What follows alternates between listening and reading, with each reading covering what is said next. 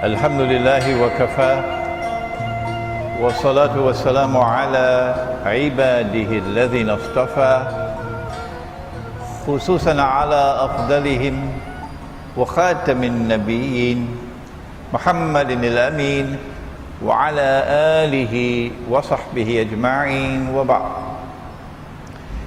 We begin with Allah's blessed name.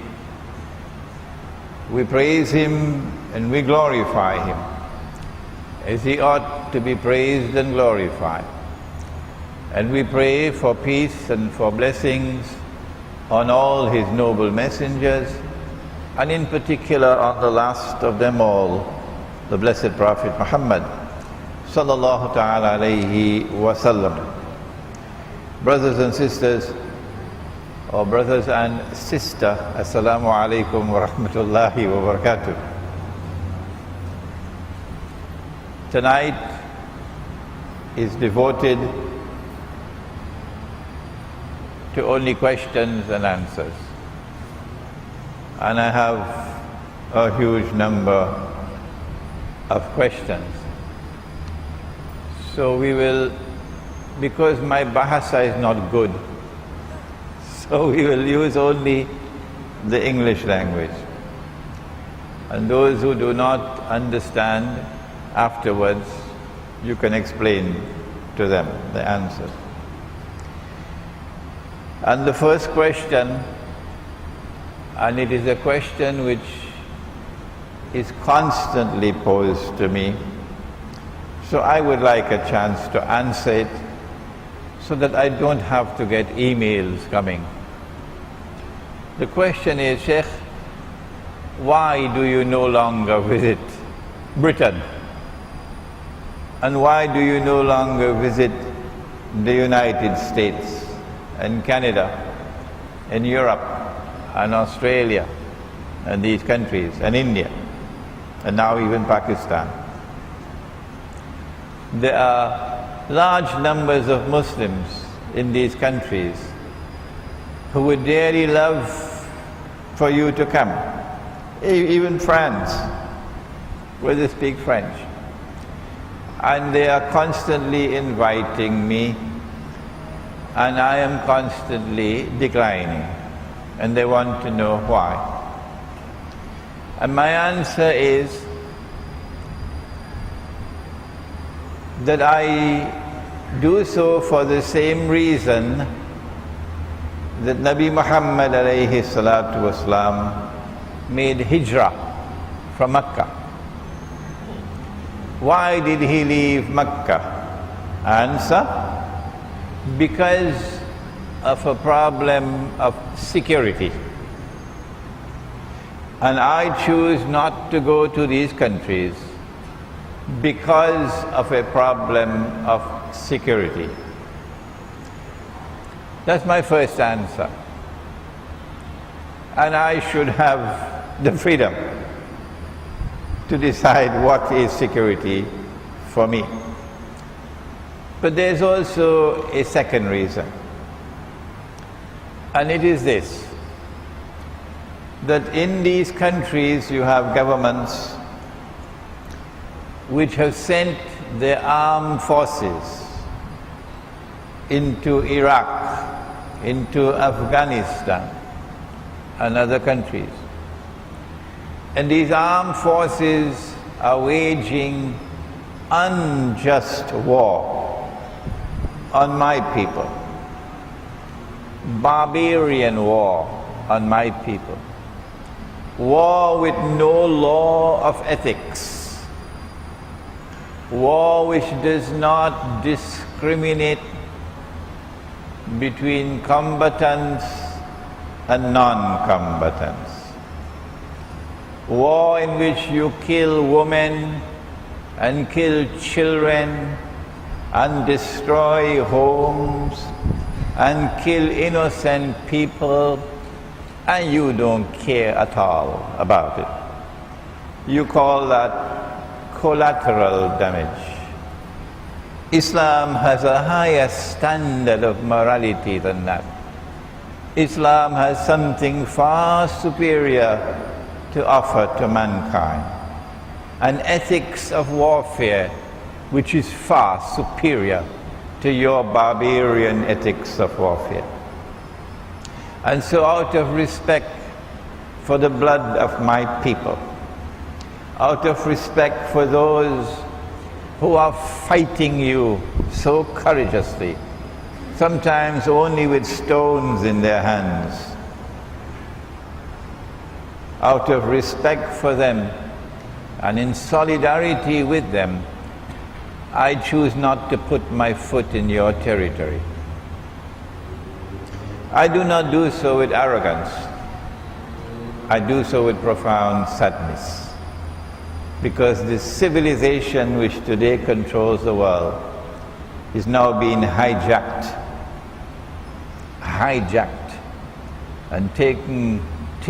and being taken on a road which will destroy all of mankind. The next question is, why don't you visit Singapore? And while many of you already know it, there are some who do not. And so let me make an explanatory comment.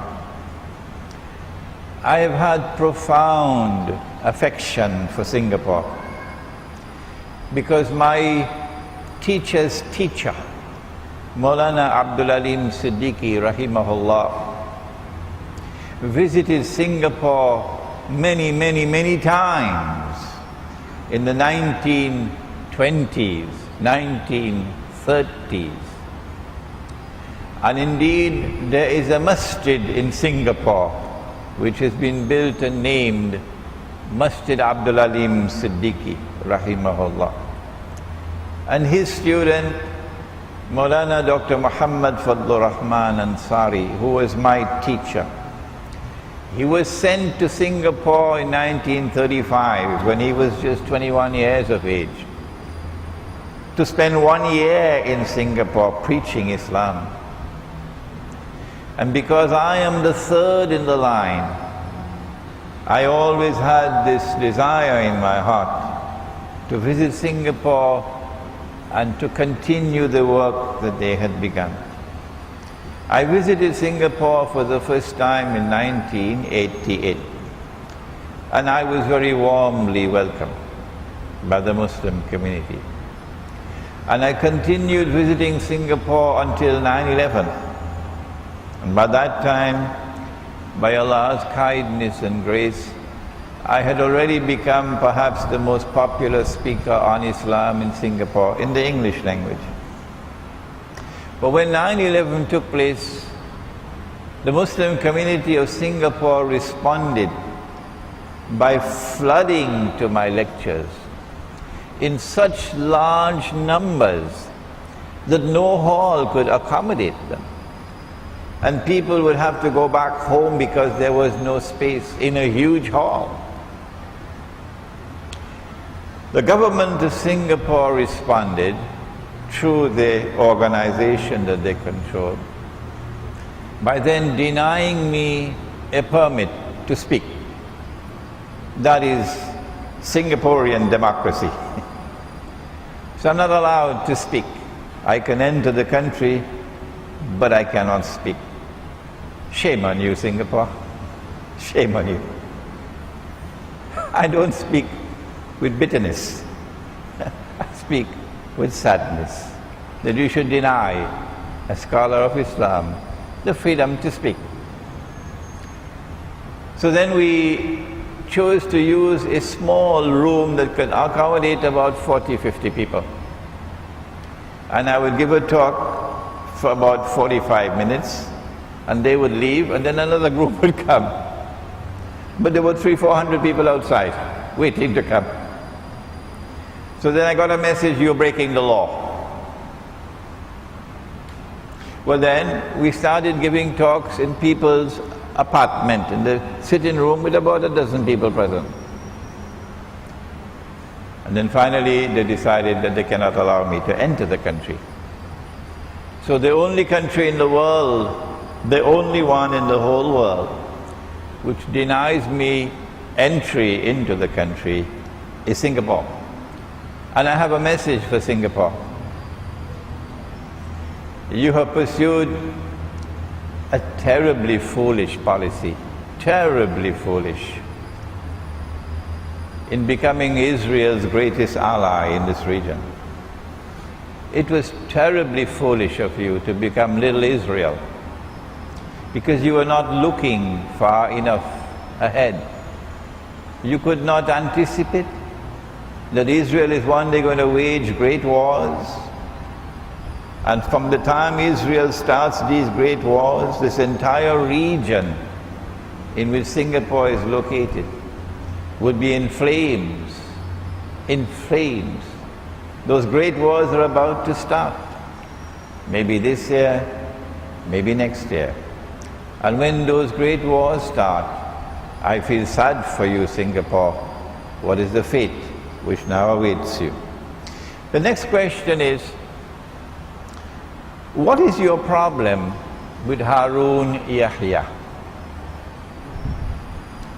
I have never spoken anything about Harun Yahya and his connection with Imam al-Mahdi. I get lots of emails from people in many parts of the world telling me this and that about Harun Yahya and Imam al-Mahdi. That is a red herring. Red herring in English means a diversion, something to divert your attention, not important.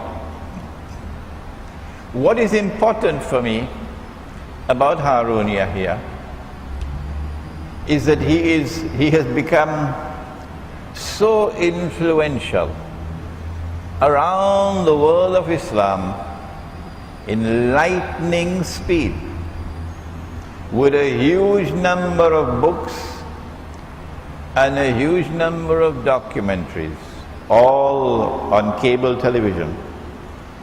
And his books for children also, in schools, as though one mastermind is at work to influence the thinking of the entire ummah of Muhammad alayhi salatu wasalam. As a consequence of which, I have to pay more attention to Harun Yahya than to other scholars. He's a very influential man. And my first problem is, never in the history of Islam has Islamic scholarship ever hidden its name behind some pen name. That's not a part of our civilization.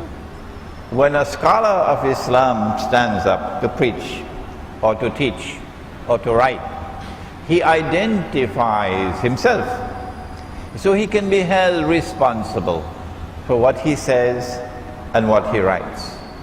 And so I find it very suspicious that someone should depart from this norm of scholarly conduct and hide behind a fictitious name. Subsequently, we were told that this Harun Yahya is actually a Turkish brother in Turkey with a particular Turkish name. Whether he is or is not a matter for me to pass judgment over tonight. But I want to direct attention to one book of his entitled Imam al-Mahdi at the End Times. And when I read that book, I was profoundly disturbed, because he expressed views in that book which appears to me to be views that could also come from the Israeli Mossad. This is what he says: And if I am wrong, I invite him to correct me. That when Nabi Isa alayhi salam returns, when the Prophet Jesus returns, the Quran tells us that the Jews and Christians, the Ahlul Kitab, will have to believe in him. And so, according to Harun Yahya, there is an end of history in which Jews and Christians and Muslims will all believe in Nabi Isa alayhi salam, and as a consequence will become a fraternity, a brotherhood, all living together with fraternal feelings for each other. And he continues to argue that if this is what is going to happen at that time, then should we not now reach out to Jews and to Christians to build that fraternity now? Oh yes, that would please the Israeli Mossad Allah. This is false. This is not what Prophet Muhammad ﷺ has told us. And this is not the proper interpretation of the Quran. This is false. This is deceptive. What is going to happen when Nabi Isa alayhi salam returns is that a people who were acting in the same way that Pharaoh acted, waging war on Islam, waging war on those who have faith in Allah. A people who had become oppressors, who were arrogant oppressors, who had power and were using that power to oppress. That people would now suffer the same fate that Pharaoh suffered when he was drowning.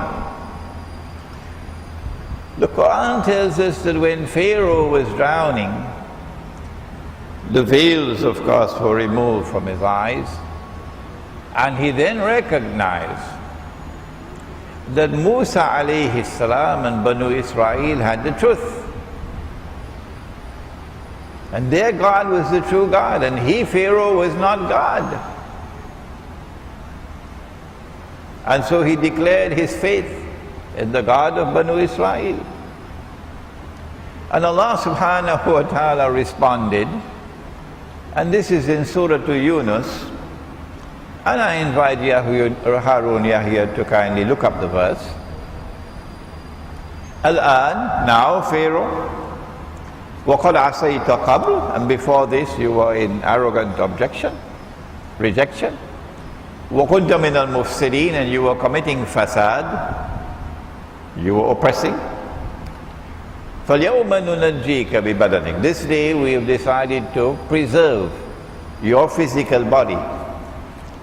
لِتَكُونَ لِمَنْ خَلْفَكَ آيَةً, that your physical body, when it is rediscovered, when it resurfaces in the historical process, would be a sign for a people to come after you. What is that sign? The sign is this: that since they will live the way you lived, they will die the way you died. A divine intervention caused your destruction. A divine intervention will cause their destruction. And you went into the hellfire despite your declaration of faith. And they will also declare their faith, and it will be of no help to them, and they'll also go into the hellfire. The body of Pharaoh was discovered, and the world acknowledges it. Somewhere around 1897, I believe. I can be wrong by a few years. But the Zionist movement was created in the same year that the body of Pharaoh was discovered. And so the sign is very clear. For those Jews and for those Christians who are supporters of the State of Israel, for the Zionist Jews and the Zionist Christians, when Jesus comes back, Nabi Isa alayhi salam, at that time you will have to declare your faith, but it will be of no benefit to you. There is no fraternity between us and you at that time. Harun Yahya, you're wrong, you're misleading the people. Instead of a fraternity, Nabi Muhammad alayhi salatu wasalam told us what is going to happen at that time.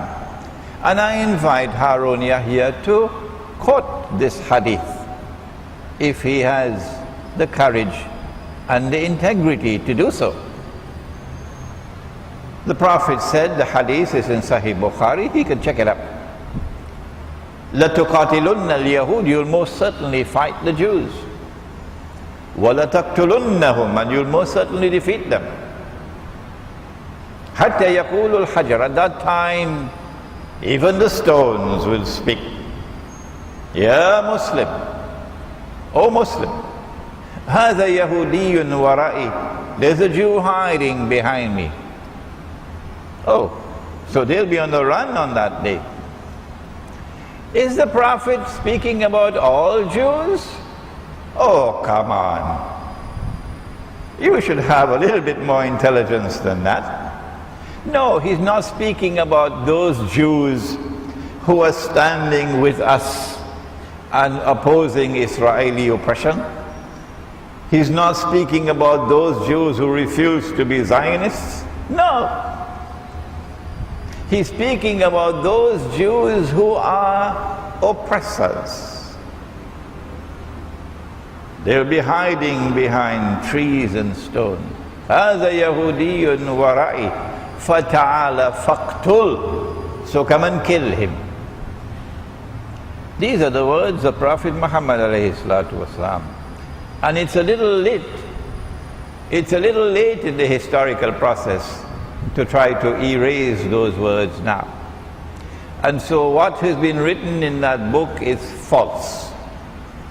And the world of Islam must be warned to reject this view presented by Harun Yahya, a view with which the Israeli Mossad would be very comfortable. The next question. In my book, Jerusalem in the Quran, I dwelt at length with the hadith of Tamim al-Dari. Tamim al-Dari came to the Prophet alayhi salatu wasalam in Medina and narrated something about Dajjal. And the Prophet alayhi salatu wasalam then said to the people, sit down, I have something to say to you. Tamim al-Dari came to me and narrated something about Dajjal which confirms what I have been saying to you. And then we get the event from the lips of the Prophet ﷺ. In that hadith, Dajjal is located on an island. In that hadith, Dajjal is located on an island. To save time, I'm not going to give you the arguments in support of my conclusion. The island is Britain. So I say that when Dajjal was released on earth, in a day which is like a year, this is the first stage of his mission, I say, and listen carefully, that Dajjal now uses Britain in his first stage to pursue his mission to eventually rule the world from Jerusalem. Listen carefully to my words. When he uses Britain, Britain is transformed into a ruling state in the world. And so the world experienced Pax Britannica, and the sterling pound became the international currency.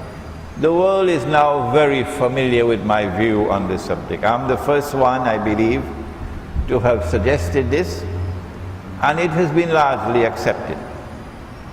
However, let me point out, when Imran gives an opinion, no one should accept that opinion. Let me warn you, no one should accept my opinion unless and until you are convinced that it is correct. When I give an opinion, I can be right, I can be wrong. Only Allah is free from error. All the rest of us have to revise our opinion sometime. And so my opinion is that the island of Tamim ad-Dari is Britain. Now the question has been raised several times, but the Prophet said, alayhi salatu wasalam, pointing to the east, 20 times to the east, that Dajjal will come from the east, he will come. And Britain is to the west. So we are confused, could you kindly explain? Well, that's how some people ask me politely. Others don't do that. Others don't do that. The answer is this: east and west, and north and south are directions in space. And they are directions in our world of space and time. Are there other worlds of space and time? Yes, there are. There are 7 of them, samawat. Do we have east and west and north and south in those samawat? I don't know. And you don't know. But when Dajjal comes from the east, the Messenger of Allah is speaking about east in this world of space and time. And so it is only when Dajjal appears in our world of space and time, which would be at the end of his mission. When Dajjal is released, he will live on earth for 40 days. One day like a year, one day like a month, one day like a week. وَسَائِرُ أَيَّامِهِ كَأَيَّامِكُمْ. One day like a year, one day like a month, one day like a week, and all his days like your days, meaning all the rest of his days. So when stage 1 and stage 2 and stage 3 have been completed, number 1, Dajjal has to be released. Number 2, stage 1 and stage 2 and stage 3 have to be completed. And then he is born into this world of Jewish parents who never had any children. And he grows up as a Jew. And he would be a young man, a human being. Yes, he's going to appear as a human being. A young man, powerfully built, with curly hair. It is at that time he declares that I am Al-Masih, the Messiah. It is only after he declares that he is Al-Masih, the Messiah, that we will recognize that this is the Messiah. This is the false Messiah, excuse me. Before that we would not know. So it is at that time that he would come from the east. But prior to that, Stage one, I say the island is Britain. I hope that this answers the question. When his day is like a year, how long a period of time will that be? Oh, but I have given only one answer. Others have given many answers. But Imran Hosein has given only one answer. And I have said it's going to be a long period of time. I never said it's going to be 1,000 years.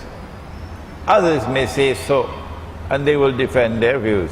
And they have the right to express their views. All I have said is going to be a long time. And then in a day which is like a month, and the United States replaces Britain, I have said it's going to be a shorter period of time. And then a day which is like a week, and my opinion, Israel replaces the United States, I said it's going to be a very short period of time. We can, of course, engage in plausible guesswork. But it's guesswork. And my guesswork is that Israel would rule the world as a third ruling state for maybe 20, 30 years. But would the world of Islam submit to Israel? Oh, the part-time Muslims, the ones who are so proud of being moderate Muslims, they will not stand up against Israel. But the true Ummah of Muhammad alayhi salatu wasalam will never submit to Israel as a ruling state. No. We will oppose Israel and we will defend ourselves against Israel until the last Muslim stands on the face of the earth. We will never bow, we will never submit to Israel. Next question pertains to something that is a matter of very great importance in Pakistan. And there are many in Pakistan who are going to be listening to this session. Ghazwa is a war in which the Prophet ﷺ participated. Ghazwa. Otherwise, war is harb. For some reason, which I cannot explain, there is this tendency to use the word Ghazwa for a war which will take place in Akhiru Zaman against a Hind. A Hind is that entire area which today comprises India, Pakistan, Bangladesh, that is Hind. And there are ahadith, and I am not in a position to assess the authenticity of these ahadith. No. That a Muslim army will conquer Hind. A Muslim army fighting in Akhiru Zaman would have to be an army of mujahideen. Mujahideen. I don't know, and perhaps you can help me and correct me, whether any armed force of any country in the world today, including the Pakistani armed forces, have ever described themselves or will ever describe themselves as mujahideen. Do please correct me, and do please send me the evidence that the head of the armed forces of Pakistan ever described his soldiers as mujahideen engaged in jihad. I don't think armed forces of secular nation states use that kind of a language. No. Secondly, the army which will conquer Hind, and today India is Israel's most strategic ally in the world after the United States. So of course, if this is going to take place, I'll be very happy about it. Oh yes, this is Israel's most strategic ally. And if a Muslim army is going to conquer Hind, it'll have to be an army that is also opposed to Israel. Is the Pakistan armed forces like that? Correct me if I'm wrong. But since 9/11, it's almost 10 years now since 9/11. Since 9/11, the Zionist movement, the Judeo-Christian Zionist movement, which today controls the government of the United States and controls Britain and controls NATO, launched what they call the War on Terror. And you and I know that the War on Terror was actually war on Islam. The only people who don't know that are the governments and the people who control newspapers and television. But the rest of us know that war on terror was war on Islam. And correct me if I'm wrong, I believe that the Pakistan armed forces have actively supported the American war on terror for the last 10 years and have received handsome rewards in US dollars for that. Is this the armed force that is going to conquer India? I don't think people with even 5 rupees worth of intelligence would accept such a proposition. It is not my intention to be disrespectful at all to the soldiers, to the men in the armed forces of Pakistan. I'm sure that I probably have lots of fans amongst the armed forces in Pakistan. Those, however, who command strategic decision-making in the Pakistan armed forces and who control strategic decision-making in the government have for the longest while remained on the side of the Zionist movement.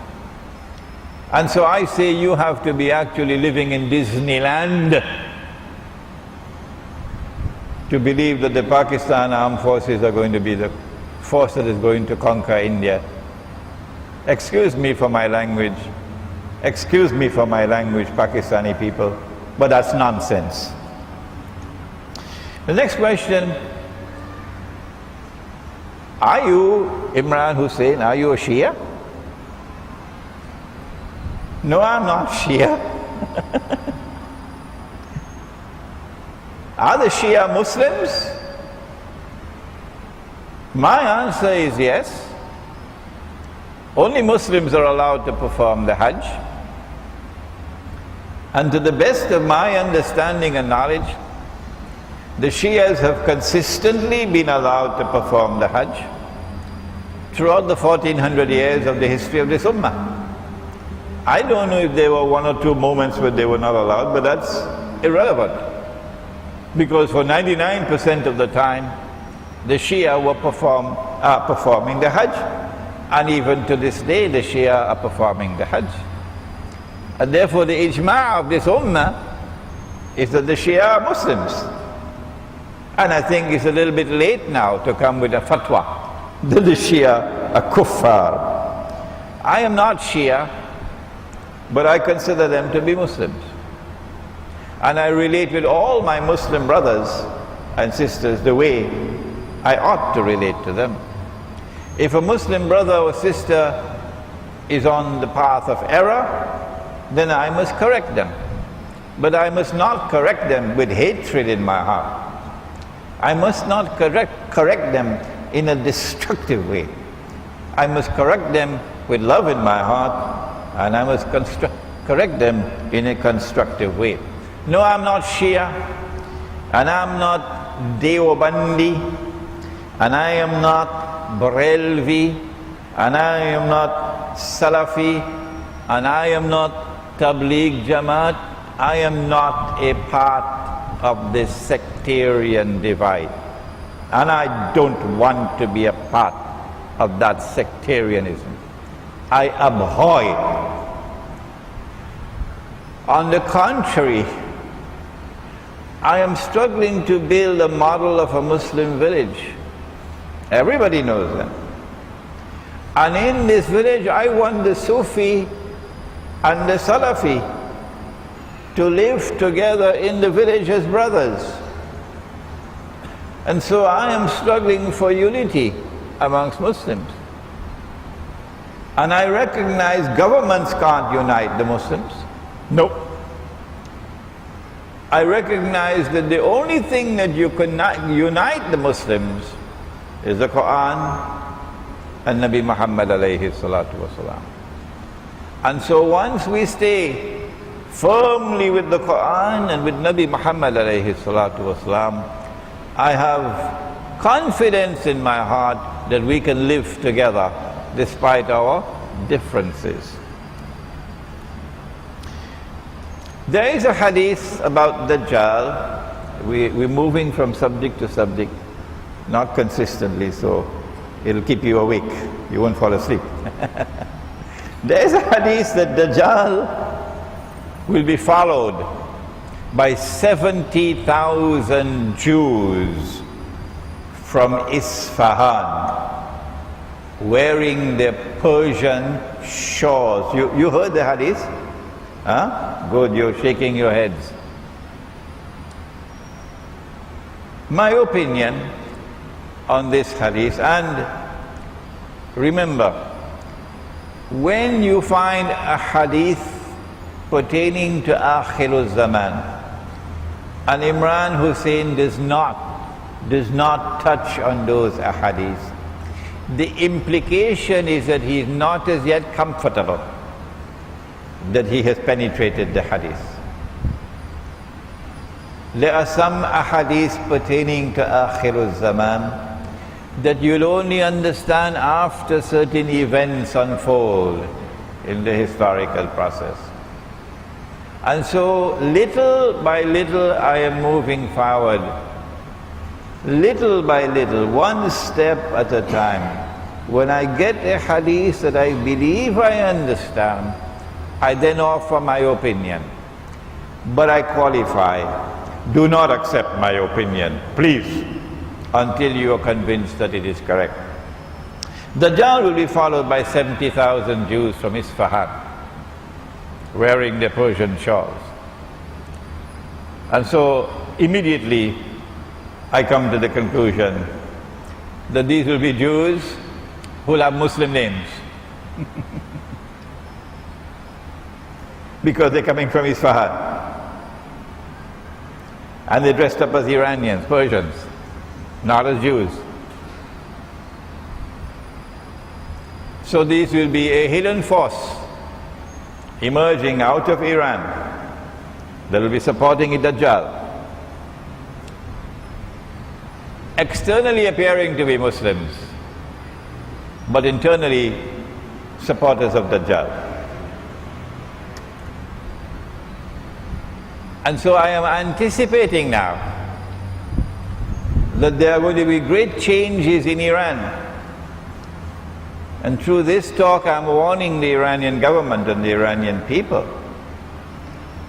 that the attack is coming. Yes. Because I hold that the Iranian government is sincere in its opposition to the oppressors who now rule the world. You can have other views, but this is my view, that the Iranian government is sincere in its opposition to Israel. I reject the view that the Iranian government is insincere and they have some secret pact with Israel and they're just throwing dust in our eyes. No, Imran Hosein does not think like that. An Iranian government which is sincere in its opposition to Israel is not something that Dajjal will accept. No. He wants to use the Shia divide, the Sunni divide, to He wants to exploit the Shia sectarian movement to his advantage.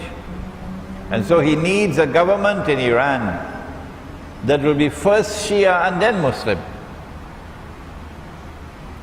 And so I expect that the attack will take place on Iran. Of course, the attack would be for destroying the nuclear plants. That's all the hype about nuclear plants and nuclear weapons and so on.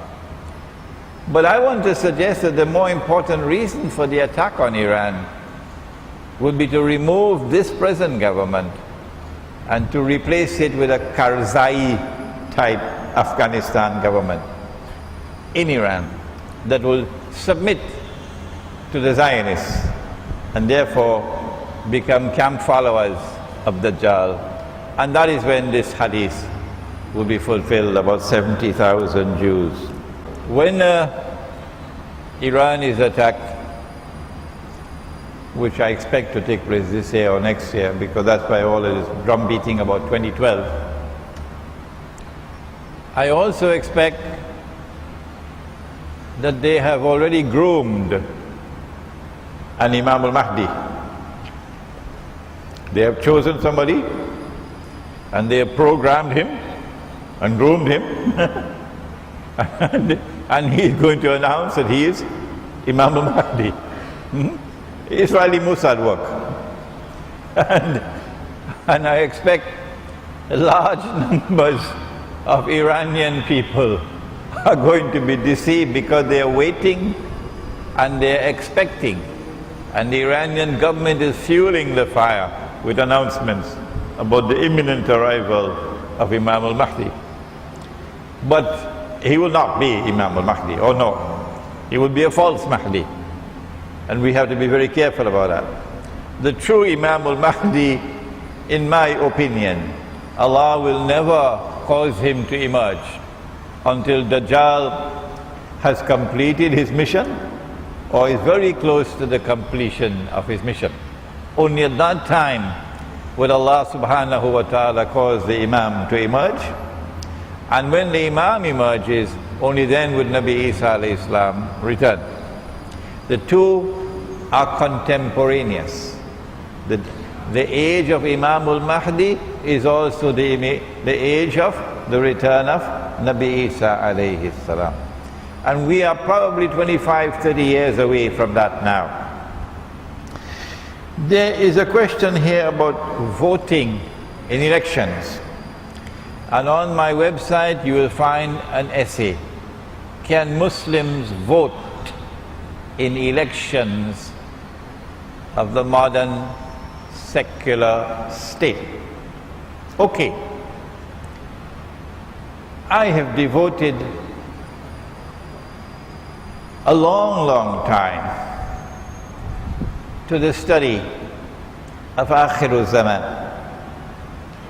to the study of Islamic eschatology. And I have come to the conclusion that we now live in a world in which unless you remain faithful to Allah and His Messenger, you're going to worship Dajjal. There is no third possibility. Either you are faithfully worshipping Allah and following His Messenger, sallallahu ta'ala alayhi wasallam, or you're going to worship Dajjal. I have come to the conclusion that most of mankind today are worshipping Dajjal. And so we have to constantly pray to Allah for protection from the fitna of Dajjal. How do we worship Dajjal? Dajjal is not going to come in front of you and declare, I am God. Come on, you dum-dum. Dajjal is not a fool. Pharaoh will declare, Ana Rabbukumul A'la. But Dajjal is not going to say, I am the Lord Most High. No. Dajjal operates with deception. He gets you to worship him without knowing that you are worshipping him. The modern state, the modern secular state, which has taken over the whole world, was created by Dajjal. I have no doubt about that. The Quran informs us that Allah is Al-Malik. In political terminology, sovereignty belongs to Allah, Al-Malik. The modern secular state says, no, that's wrong. Allah is not Al-Malik. Sovereignty belongs to the state. The state is sovereign. That is shirk. This is Allah's creation. And when you submit to that and you accept it, you're no longer worshipping Allah, you're worshipping Dajjal. When you vote in elections for the modern secular state, I'm not stopping you from voting, no.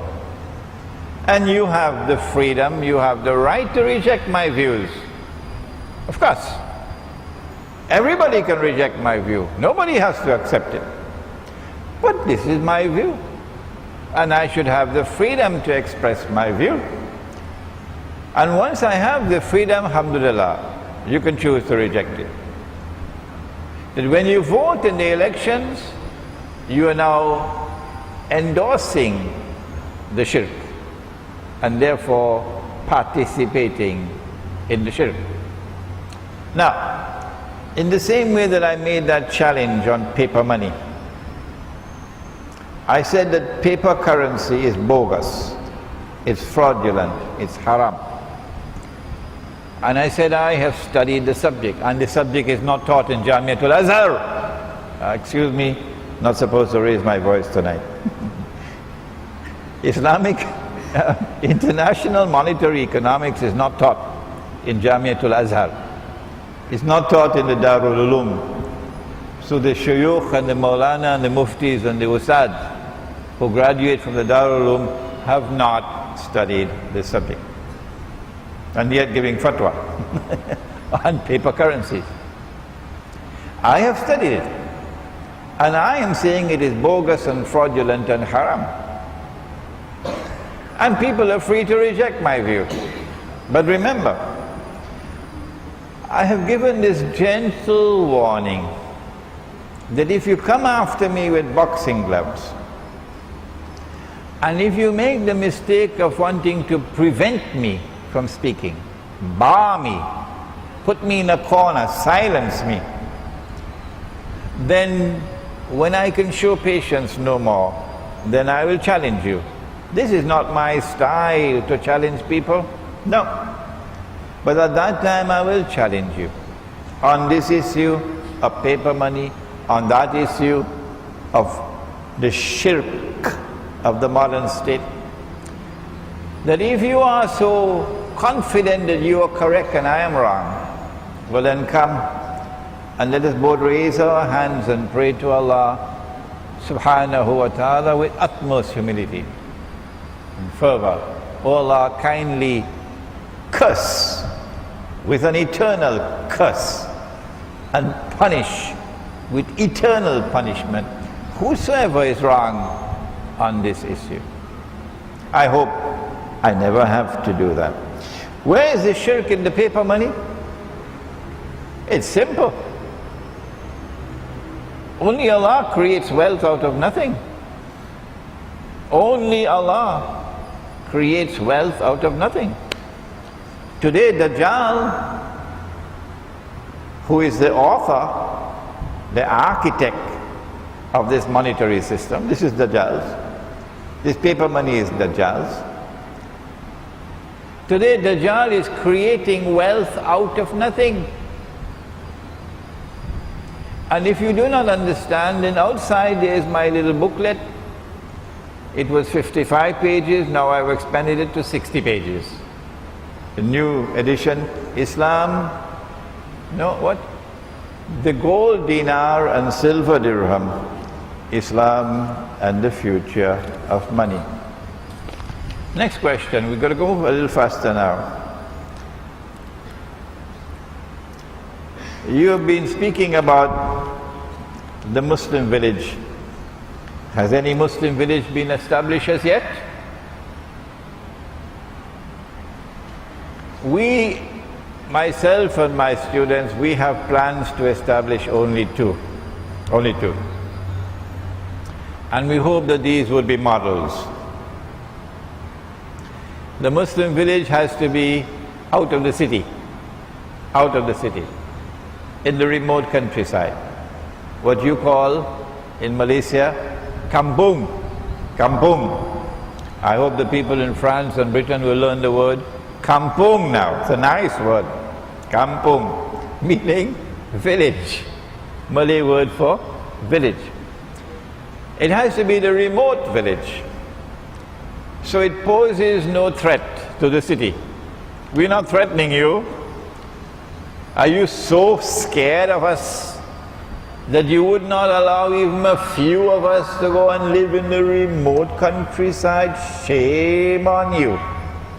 You're going to send the police after us in the remote countryside simply because we want to live as a Muslims in a different way from you? Is that your democracy?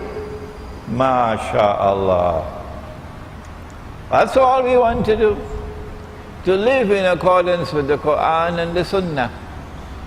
Not to be preaching Islam all the time, to establish Islam. So this is a micro-Islamic community. We do not have the Khilafah, but we are a people who in our hearts are loyal to the Khilafah. We do not have loyalty to your modern secular state. Our loyalty is to Islam and to the Khilafah. And we have confidence that Khilafah is going to come back tomorrow when Imam al-Mahdi emerges. What do we do in the meantime? In the meantime, we establish micro-Khilafah. Small communities, living very peacefully in the remote countryside. We're not going to touch your money, your bogus, your fraudulent, your haram paper and electronic money. No. In our kampung, we're going to bring back the Sunnah money. When we talk about Sunnah money, they don't even understand. Governor of Central Bank doesn't know the subject. They didn't teach him at university. What is Sunnah money? One village is being established in Cape Town by my students, and the second one in my Caribbean island of Trinidad.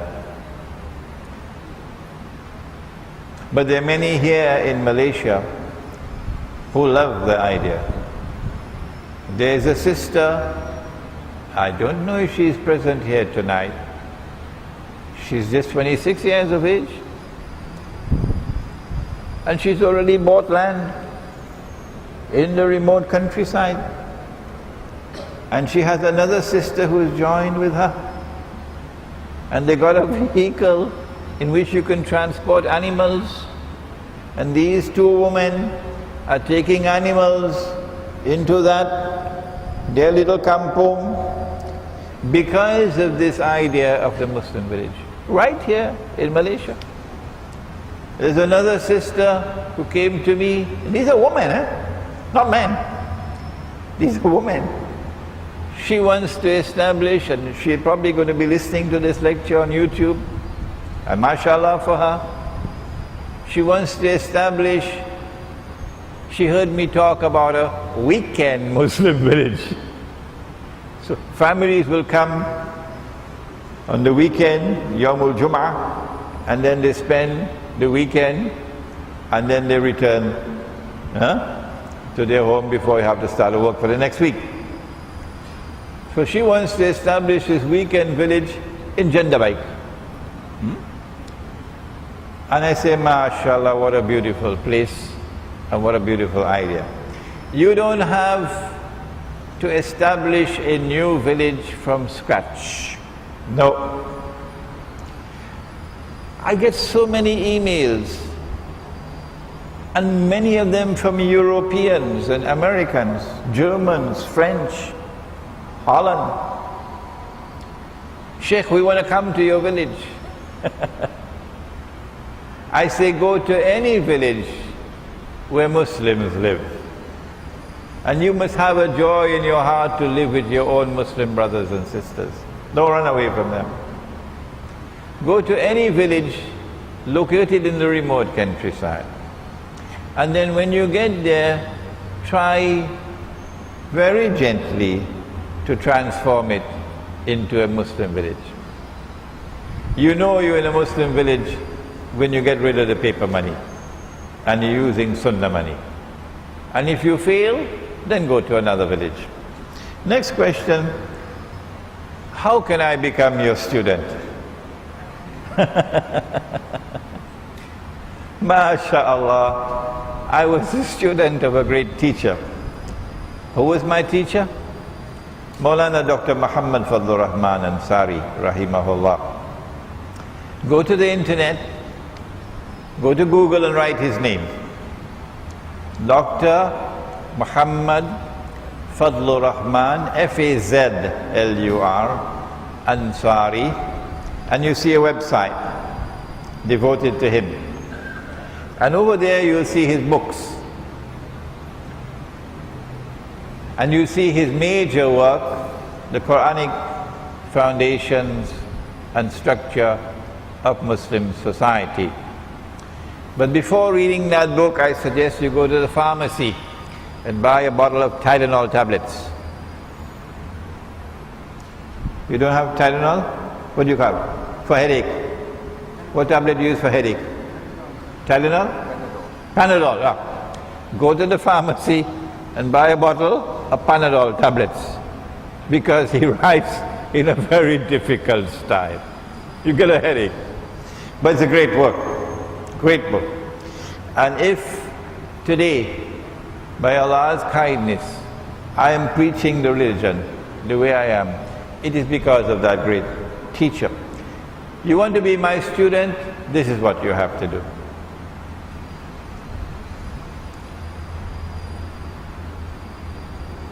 You have to take a decision. I'm devoting this life that Allah has given to me. I'm devoting this life to Him. So others will work and buy their Mercedes-Benz motor car, and they're going to have lovely homes in Gombak. And you will not have that. You will have a little kanchil. And you might be renting all your life.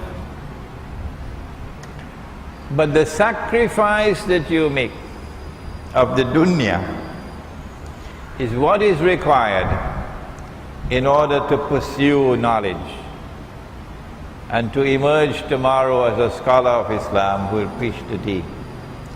If you do not plant, you will not reap. You got to plant. You can begin by reading my books, by listening to my lectures. Many of the things I now teach you, I never had anyone to teach me. No. But when I return home, inshallah, which should be about 1 year from now, I am building a student village that in Malaysia you call a punduk. Punduk, yeah. And so you can come. A Malaysian gets only 1 month visa. And then you can apply for an extension, you get an additional 1 month. So when I enter Malaysia, they give me 1 month. And if I go and apply for an extension, I get 1 more month, then I have to leave. And then I can come back in. So long as you have a visa, you can stay. We build huts. That's what the Punduk has, huts. And in our huts, you will have cooking facilities. So a husband and wife can stay in a hut, or 2 men can stay, 2 women can stay. And we give you the groceries, but you must do your own cooking. So if you come from Indonesia, we want to taste some masakan Padang.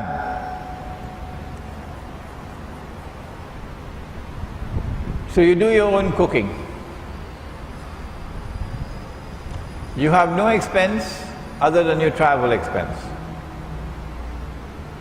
And we will teach over a period of 3 weeks. One course of lectures, one subject, would take about 3 weeks. Sometimes 2 weeks, sometimes 1 month. And so you choose which one you want to attend. You take leave from your job and you come, inshallah. Is Imam Mahdi, or where did you study Islam? My teacher established an institute of Islamic studies in Pakistan called the Alimiya Institute of Islamic Studies. But this was not your normal Darul Uloom. No. Because when I was a student in that institute, I had teachers coming to teach me the Islamic philosophy of history. Where in a Darul Uloom today would you find students being taught the Islamic philosophy of history? It is because Dr. Burhan Ahmad Farooqi rahimahullah had a PhD in philosophy. He taught me the Islamic philosophy of history from the Quran.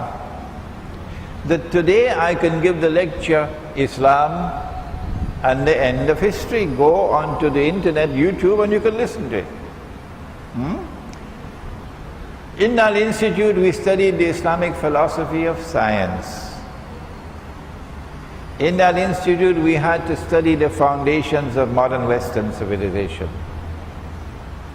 Which is why I am comfortable now when I study modern Western politics, Western economics, monetary economics and so on, because I got the foundation from the Alimiya Institute of Islamic Studies. May Allah bless my teacher of blessed memory, rahimahullah. Is Imam al-Mahdi already born? I don't know. No one knows. And the only way you will know that is if Allah informs you. He's not informed me. But secondly, and this is not arrogance, I'm not interested. This is not arrogance. No, no, no. I am not interested in knowing whether he is born or not, because that is not important to me. Whenever he is born, Allah will protect him. And Allah will keep his identity secret. So I don't want to be sharing in that secret. So why do you ask me? When Allah chooses for him to come out, and that will be a time when a Muslim Khalifa will die, and here the word Khalifa means a ruler, and I believe it will be a Saudi ruler, and when he dies there would be disagreement concerning succession. You can easily see what is coming in Saudi Arabia, with all those 5,000 princes vying for succession. Maybe when Abdullah dies, the next one will come, and that will be when it happens. Who knows? It is at that time when there is disagreement concerning succession that a man will come out of Medina and hurry to Mecca. So he's not coming out of Indonesia, coming out of Medina and hurry to Mecca. Okay? That would be Imam al-Mahdi, who will proclaim himself to be Imam al-Mahdi. My opinion is that we're still about 20-25 years away from that event.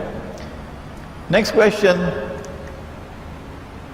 The Prophet said that Dajjal will not enter Mecca and Medina. Dajjal will not enter Mecca and Medina. The angels will prevent him from entering. And I say that Dajjal is already in Mecca and Medina. If you go to perform Umrah, you see Dajjal everywhere you turn. Meaning, you see the footprints of Dajjal, you see the evidence of Dajjal everywhere you turn. Go to Makkah and Medina today. What the hadith is saying is that at that time, when Dajjal will appear as a human being, at that time when he attacks Makkah and Medina, he will be attacking while riding on a donkey. You know about a donkey. And the donkey will fly, it has wings, and fly faster than the clouds. And the donkey will have his ears stretched out wide. Dajjal will be riding on that donkey. We have interpreted it to be fighter aircraft. But you don't have to accept our opinion. No. You can, if you wish, choose to wait for the flying donkey. We have interpreted it as the fighter aircraft. The Dajjal controls the skies. If you ask the Libyan leader, he'll tell you Dajjal controls the skies. So at that time when Israel attacks, Makkah and Medina will be barred from them. They will not be able to attack Makkah and Medina because the angels will prevent them. Next question, will Gog and Magog be released into the world only after Nabi Isa alayhi salam kills Dajjal? The hadith is in Sahih Muslim that after Nabi Isa alayhi salam kills Dajjal, at that time Allah will send Gog and Magog. It never says that Allah will release Gog and Magog. The word for release is located in the Quran. In Surah Al-Anbiya, وَحَرَامٌ عَلَى قَرْيَةٍ أَهْلَكْنَاهَا أَنَّهُمْ لَا يَرْجِعُونَ حَتَّى إِذَا فُتِحَتْ يَأْجُوجُ وَمَأْجُوجُ وَهُمْ مِنْ كُلِّ حَدَبٍ يَنْسِلُونَ. There is this town, Allah destroyed it, the people of the town were expelled, Allah placed a ban on them, they could never return to that town to reclaim it as their own, tabule,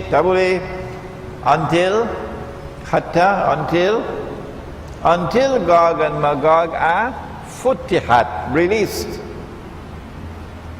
And then they spread out in all directions, and with their invincible power, they take control of the world. They've already done that now. Then you see these people returning to the town to reclaim it. Which town? My answer is Jerusalem. You don't have to accept my answer. No. So this word is in the Quran. And that word in the hadith is ba'atha, to send. At that time when they sent, whatever is left of the water in the Sea of Galilee, they will start to drink it and it will be dry. The Sea of Galilee will become dry at that time. The Sea of Galilee is now close to drying up. So Gog and Magog are not going to be released after Nabi Isa alayhi salam comes and kills Dajjal. That is false. Next question, it is mentioned in the hadith of the Prophet that when the sun rises from the west, the door of Tawbah will no longer be open.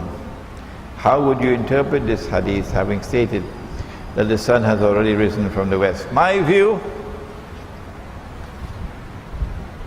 my understanding of this sign of the last day, you know the 10 major signs. I'm not going to test you tonight, so you get away. Number 1, Dajjal. Number 2, Gog and Magog. Number 3, the return of the son of Mary. Number 4, Dukhan, smoke. Number 5, Dabbatul Ard, the creature, the beast of the land. Number 6, that the sun would rise from the west. Number 7, 8 and 9. 3, khusuf, plural of khas, an earthquake, shaking of the earth and sinking down. One in the east, one in the west, and the third one in Arabia. You had one in Tamansiri, UK a few years ago. And number 10, that the fire will come out of Yemen and drive people to the place of assembly. This one about the sun rising from the west. I am getting lots of emails, so many, from people who are presenting so much sophisticated argument concerning polar magnetism and providing evidence that one day the earth is going to stop spinning in the direction it is now spinning and is going to spin in the opposite direction. I am not stopping you from having that view. That's your choice. It is just that I differ with you. Am I not allowed to differ? Huh? Even if 999 out of every 1,000 hold the view that the sun is literally going to rise from the west one day, that's their view. Why can't I have my view? And I am not interested in all of this polar magnetism arguments. It's irrelevant to me. All things are possible with Allah. He is fa'alul lima yurid. But my primary source of guidance is the Quran. And so it is to the Quran you must turn if you want to convince me. The Quran informs me that the sun rises from the east. The Quran says so, that the sun rises from the east. It does in Malaysia, doesn't it? From the east. Yeah, okay. And the Quran further tells us, La tabila li khalqillah, that there is no change in Allah's creation. So nature is uniform. And so a literal understanding of this hadith would be in conflict with the Quran. This is my opinion. I don't see why I should not be entitled to have my opinion. You can differ with me, I don't mind. What about Tawbah? I said that the sun is already rising from the west. The hadith is speaking about a false sunrise. The true sunrise from the east is Allah's sunrise. And the false sunrise from the west is Dajjal's sunrise. So where do we see a Dajjal's sunrise from the west? I say Dajjal's sunrise from the west is modern Western civilization. Modern Western civilization shines like a sunrise that there's never been in history. It is absolutely unique. There's never been anything in history comparable to modern Western civilization. And the only way I can explain modern Western civilization is by accepting that Dajjal is the architect. That it has risen from the west and it constitutes a false sunrise, and that this is the fulfillment of the prophecy of the 10 signs of the last day. That the door of Tawbah should be closed, this is a more difficult one. My view, and I can be wrong, is that Allah's messenger is not talking about Tawbah for all of mankind. In Akhirul Zaman, one people stand out. One people. And they are Banu Israel. And they have consistently said they will not appear before Allah on Judgment Day singly for judgment. No. We know that we will go for judgment one by one, each person singly. But Banu Israel says, no, we are the chosen people of Allah. And so we are going to be judged as a people, not as individual Jews. And as a people we will get salvation, and as a people we'll all enter into Jannah. So it is as a people that the door to Tawbah is now closed for you. And now Tawbah is available only for individuals, not for the community. And Allah knows best. Can we consider HAARP, H-A-A-R-P, as Dajjal's means on controlling the weather? Oh yes, no doubt. The Prophet said that Dajjal is going to control the weather. He caused the rain to fall, and he stopped the rain from falling. And so the Western control over weather today is certainly the fulfillment of that prophecy about Dajjal's control of the weather. But you cannot accept that unless you also accept that Dajjal has been released. Okay? Modern medical treatment and medicine. That's another hadith, not the one about weather. The other hadith, and you're lucky I can't stop to ask you questions, you're lucky tonight. The other hadith is that Dajjal is going to chop a man in half. You heard it? Yeah. He's going to chop a man in half and then bring him back to life. And when he does that, now do you believe that I am the Lord? People will believe, they'll worship him now, that he is Allah, because he can chop a man in half and bring him back to life. But Dajjal is already doing that. And people are already worshipping him instead of Allah. Go to any hospital today and you see the surgery.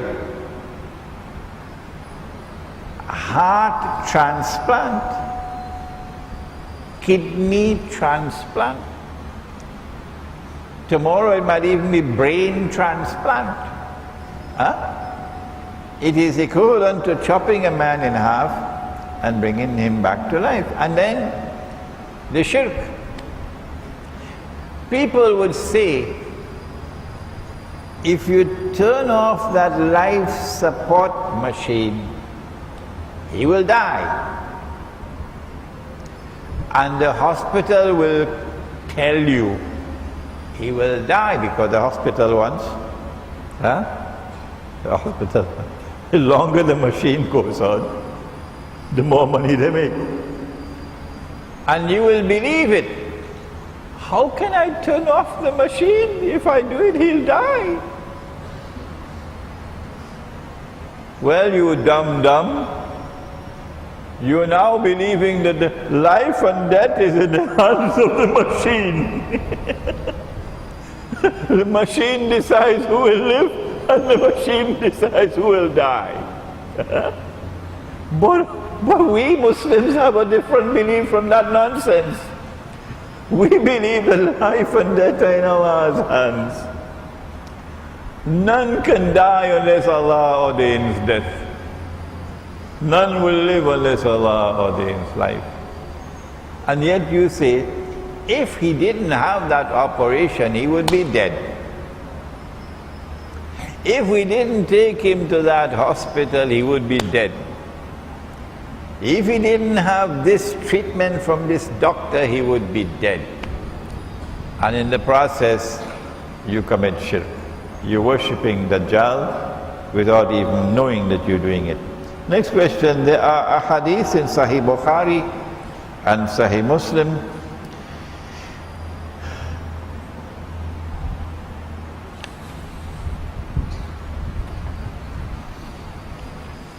Okay.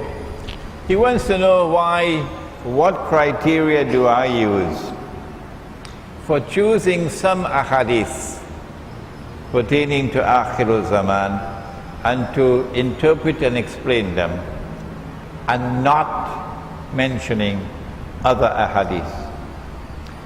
Well, I already explained that my knowledge of the subject is increasing one step at a time, little by little, little by little.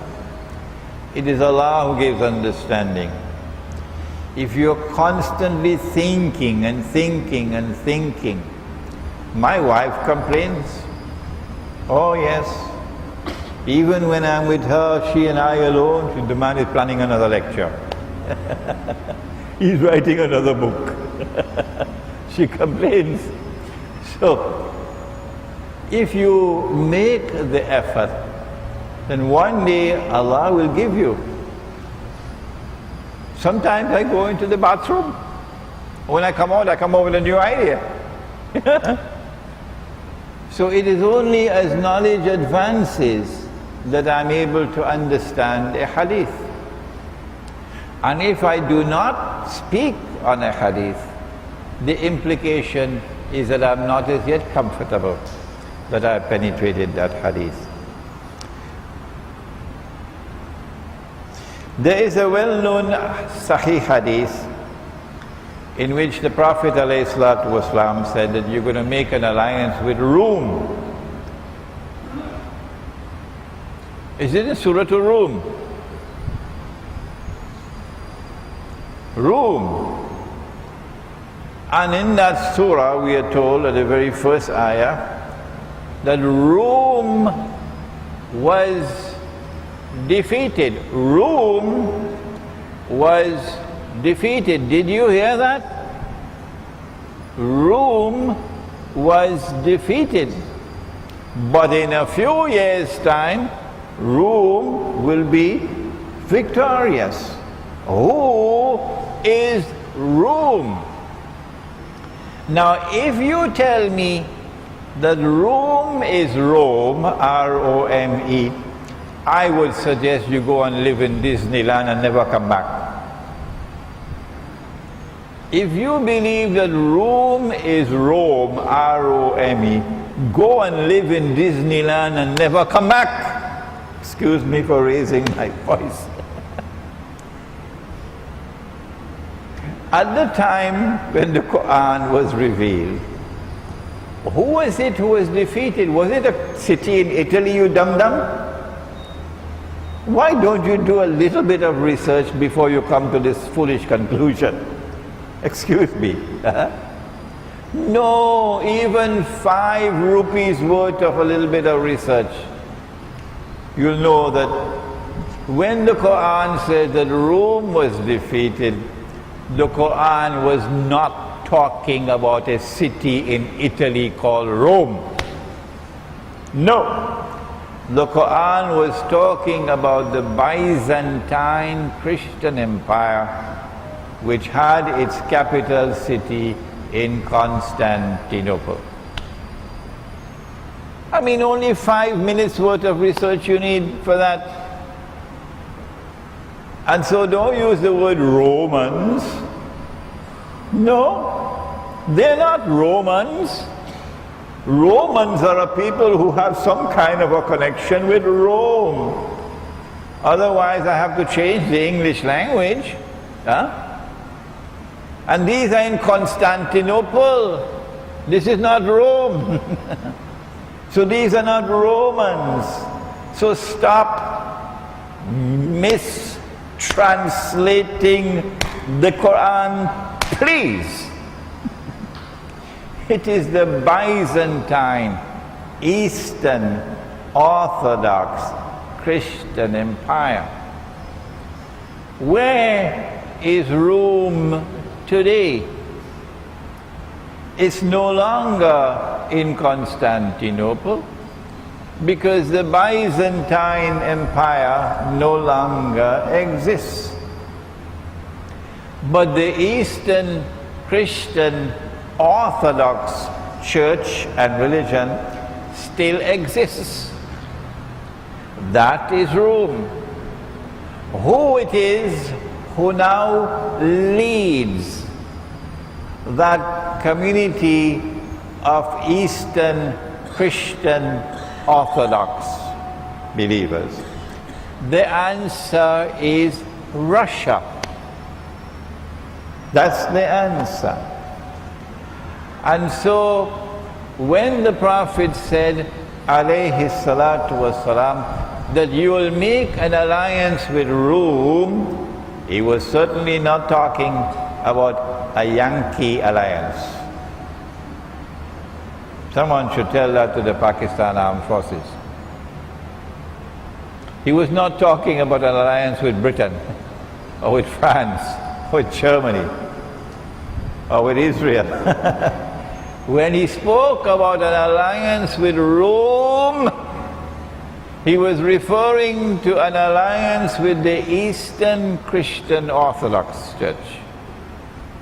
And therefore to those who now rule over that community, which is Russia. Russia.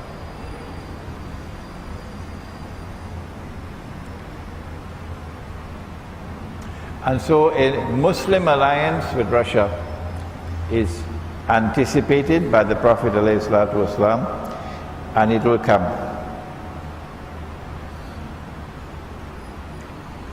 How soon this will happen? He also said that you will conquer Constantinople. And what a wonderful army that would be. نِعْمَ هَذَا الْجَيْشِ وَنِعْمَ هَذَا الْأَمِيرُ. What a wonderful army that would be, and what a wonderful Amir that would be who will conquer Constantinople. Nabi Muhammad alayhi salatu wasalam used the name, in this hadith, he used the name Constantinople. If the Prophet of Allah called it Constantinople, why did you change the name to Istanbul? I know the answer. Because you want to hide this hadith. That's why you change the name to Istanbul. But we should refer to it by the name that Nabi Muhammad ﷺ used, Constantinople. This has to be a conquest of Constantinople in Akhirul Zaman. It cannot be that conquest which took place so many years ago, 100 years ago. This conquest of Constantinople will come, I believe, when the next attempt at a coup d'etat takes place in Turkey. You know, Turkey always have the coup d'etats. But you now have a Muslim government that is attempting to establish Islam and is opposed to Israel in Turkey. And you have an armed forces in Turkey which are supporting Israel. And so you're heading for a showdown. Whenever the effort is made by the armed forces to take over the country and overthrow the government, I think that's the cue for civil war. And the outcome of that civil war is what is prophesied in this hadith, the conquest of Constantinople. When that conquest of Constantinople takes place, NATO will lose Constantinople. NATO will therefore lose its control over the Bosphorus. At this time, Russian ships, Russian submarines, Russian nuclear submarines cannot pass through the Bosphorus to enter into the Mediterranean Sea, because NATO controls them. But once that NATO control is destroyed by that Muslim army, and Constantinople is liberated, and you have an alliance with Russia, as prophesied in the hadith, then the Russian navy can enter into the Mediterranean. The Russian submarines can enter into the Mediterranean from the Black Sea. And then the contest with Israel will become a more even-handed contest once you have nuclear armed submarines in the Mediterranean. I think we're going to have to stop there. I've not answered all the questions, but we'll schedule another day, not this masjid, another masjid inshallah, and we'll attempt to answer the rest of the questions. ربنا تقبل منا إنك أنت السميع العليم وتب علينا يا مولانا إنك أنت التواب الرحيم برحمتك يا أرحم الراحمين.